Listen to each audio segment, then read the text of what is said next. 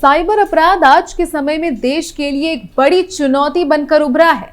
राज्य कोई भी हो, साइबर अपराधी आम से लेकर खास तक को चूना लगा रहे हैं। लेकिन हैरानी की बात यह है कि उत्तर प्रदेश में सबसे ज्यादा साइबर क्राइम हुआ है।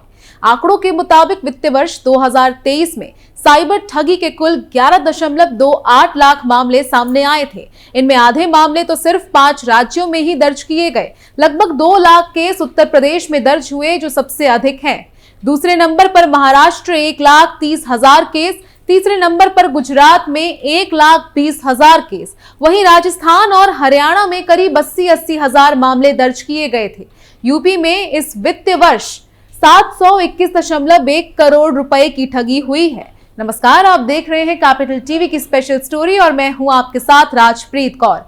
आज के स्पेशल स्टोरी में आपको बताएंगे कि कैसे वॉइस क्लोनिंग बना ठगी का सबसे खतरनाक तरीका और कैसे फंसाया गया एमसीडी के इंजीनियर को इस खतरनाक जाल में। साथ ही बताएंगे ऐसे ही कुछ और मामलों के बारे में। तो बिना देरी किए चलिए शुरुआत करते हैं।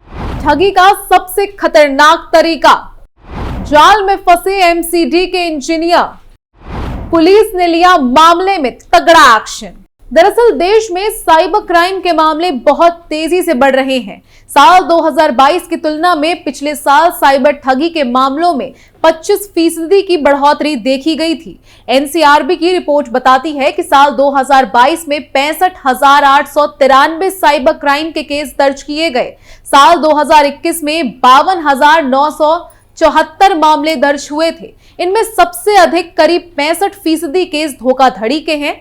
हैरानी की बात तो यह है कि आधुनिक होती तकनीक के साथ ठग भी स्मार्ट होते जा रहे हैं। ठगी के परंपरागत तरीकों को छोड़कर ऑनलाइन लोगों को अपना शिकार बना रहे हैं। इनमें सबसे खतरनाक वॉइस क्लोनिंग माना जा रहा है, जिससे ज्यादातर लोग अनजान हैं। सबसे पहले आपको बताते हैं कि आखिर वॉइस क्लोनिंग होती क्या है। क्या है वॉइस क्लोनिंग? दरअसल वॉइस क्लोनिंग के जरिए ठगी के मामलों में ठग किसी नजदीकी रिश्तेदार या जानकार की आवाज में कॉल करके मदद की मांग करते हैं। कॉल करके मुसीबत में फंसे होने की बात कहकर पैसों की डिमांड करते हैं। ज्यादातर लोग डर कर इनकी बात मान लेते हैं। इस तरह लाखों रुपए गवा बैठते हैं। दिल्ली एनसीआर में भी वॉइस क्लोनिंग के जरिए ठगी के कई मामले सामने आ चुके हैं।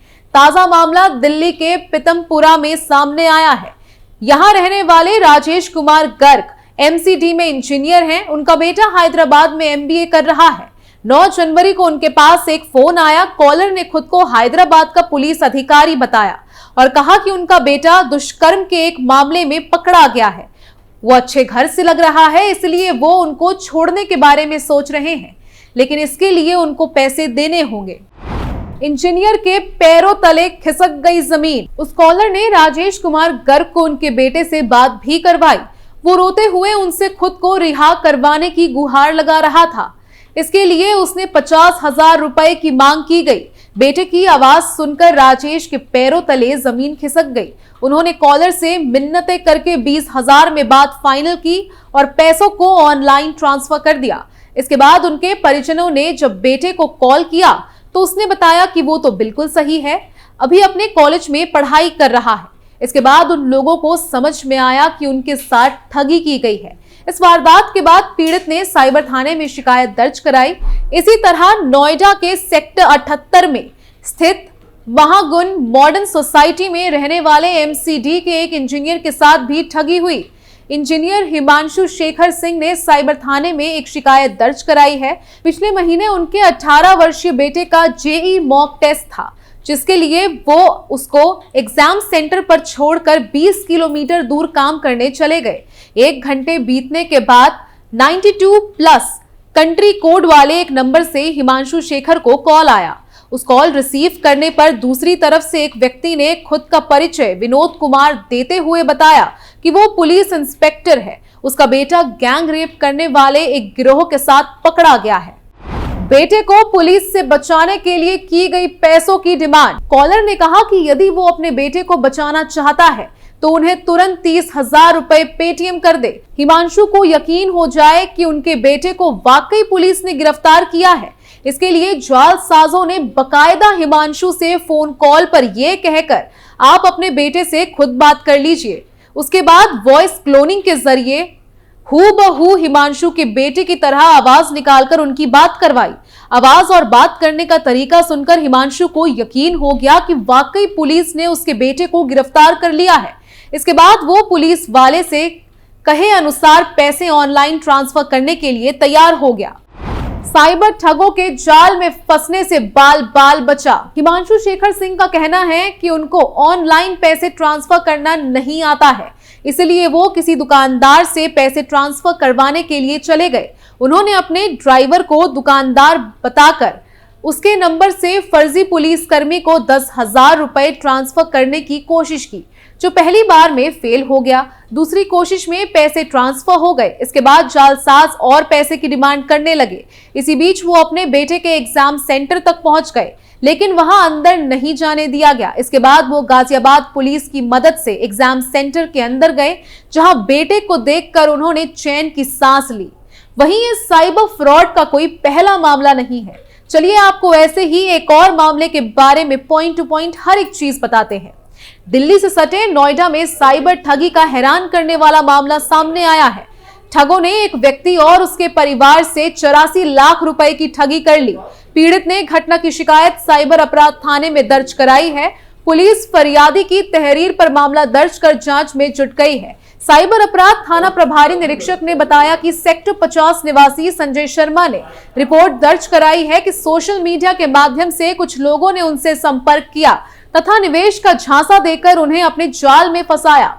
शर्मा ने शिकायत में कहा कि आरोपियों ने निवेश के बाद मोटी रकम मुनाफे के रूप में देने का आश्वासन दिया था। आरोपियों ने उनके फोन पर एक लिंक भेजा और व्हाट्सएप ग्रुप पर जोड़ने के बाद उनसे शेयर बाजार में निवेश करने के नाम पर लाखों रुपए का निवेश करवाया, जाल में ऐसे फंसाया। वहीं पुलिस अधिकारी ने बताया कि पीड़ित को निवेश की गई रकम पर हर रोज ऐप पर बढ़ी हुई रकम दिखाई देती थी, जिसके बाद उन्होंने अपने बेटों और अन्य लोगों से भी निवेश करवाया।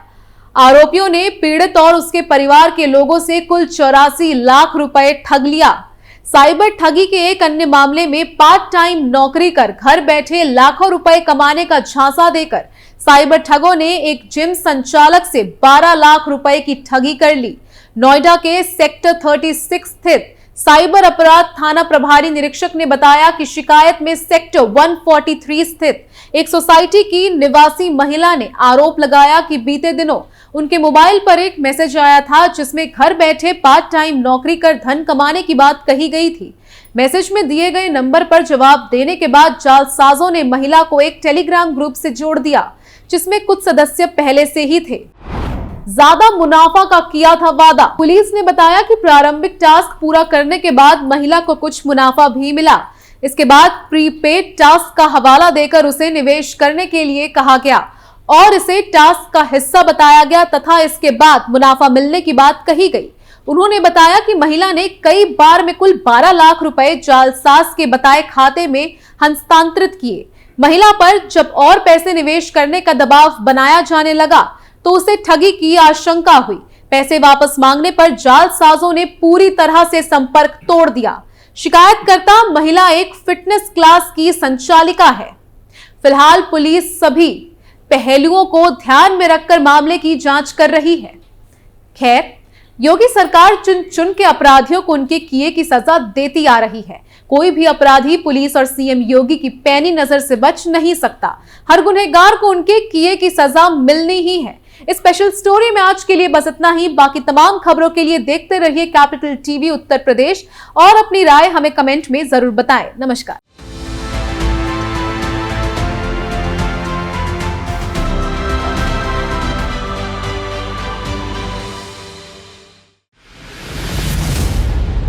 मैं राजनीति करता नहीं, पर राजनीति को बहुत गहरे तक समझता हूं। मैं लोगों के बीच रहता हूं, लोगों के मन को अच्छे से जानता हूं।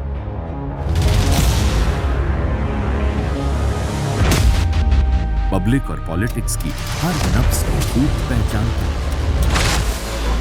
संघर्ष की सियासत से सत्ता के सिंहासन तक मैं हर खबर से खरा सच निकालता हूं। ना कोई दौड़, ना कोई race. Capital TV Uttar Pradesh.